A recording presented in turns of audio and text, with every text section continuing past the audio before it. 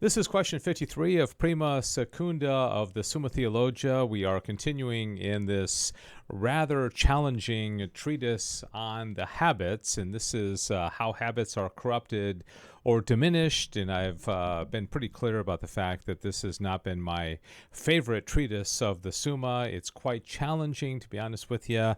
And I'm kind of excited to get through it because once we get through this, we'll get on to the virtues, which I think will be a little bit easier to explain. But then again, we're going to deal with it. So the first article of this, there's only 3 articles in this question, is whether a habit can be corrupted. Okay, so maybe you have a good habit of eating well or exercising or, whatever, waking up in the morning at the right time. Can it be corrupted altogether? And you probably can figure this one out. Yeah, it can be. And so I'm just going to read the last sentence here of this article. It says, therefore, a habit, either of virtue or of vice, may be corrupted by a judgment of reason whenever its motion is contrary to such vice or virtue, whether through ignorance, passion, or deliberate choice. And so, again, he is highlighting here the relationship between the reason and the lower appetites, which are the subject of habits. We're eating too much, we're sleeping too much, we're drinking too much, those kind of things. There's going to be a relationship between the various faculties within the human person. Article 2 says whether a habit can diminish. And it's a very short corpus in this one. I'll just read the whole thing. Habits diminish just as they increase in 2 ways, as we have already explained. And since they increase through the same cause as that which engenders them, so too they diminish by the same cause as that which corrupts them, since the diminishing of a habit is the road which leads to its corruption, even as, on the other hand, the engendering of a habit is a foundation of its increase. All right, so pretty self-explanatory there. Finally, Article 3, whether a habit is corrupted or diminished through mere cessation from act. Okay, so you've established a habit of reading, like this young girl in this picture, and then one day you stop. And then the next day you don't read, and the next day you don't read. So you've ceased the habit that you have started. Does that mean it's going to be corrupted? And I'll read this full paragraph here. He says, as stated in physics, Aristotle, a thing is a cause of movement in 2 ways. First, directly, and such a thing causes movement by reason of its proper form. Thus, fire causes heat. Secondly, indirectly, for instance, that which removes an obstacle.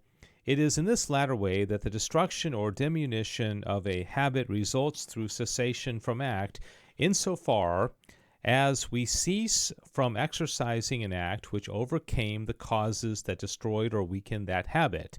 For it has been stated that habits are destroyed or diminished directly through some contrary agent. Consequently, all habits that are gradually undermined by contrary agencies, which need to be counteracted by acts proceeding from those habits, are diminished or even destroyed altogether by long cessation from act, as is clearly seen in case of both science and virtue.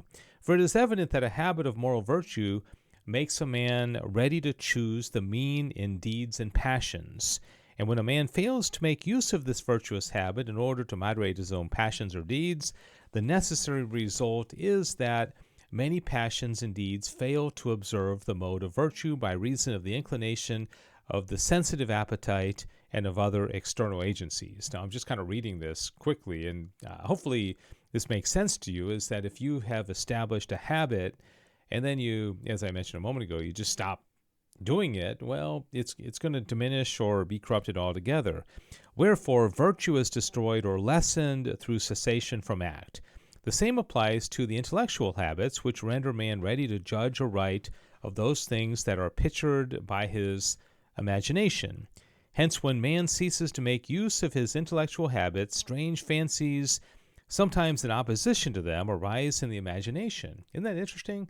It's like you've established a habit of wisdom or counsel or understanding or knowledge, and then you stop practicing it, and then some other thoughts are going to start coming in your imagination because you've stopped practicing that particular virtue. All right, so unless these fancies be, as it were, cut off or kept back by frequent use of his intellectual habits, man becomes less fit to judge aright, and sometimes it is even wholly disposed to the contrary, and thus the intellectual habit is diminished or even wholly destroyed by cessation from acts. So what is the lesson here?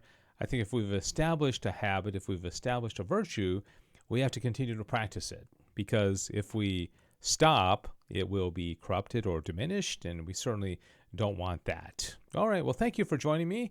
This is question 53 in this treatise on habits. We've got one more question in this treatise, and then we'll move on to the various virtues, which are really quite interesting as you talk about intellectual virtues and moral virtues and cardinal virtues and theological virtues. Pretty fascinating stuff. So we'll be getting into that right after we finish with this treatise in the next video. God bless you. Thanks for watching.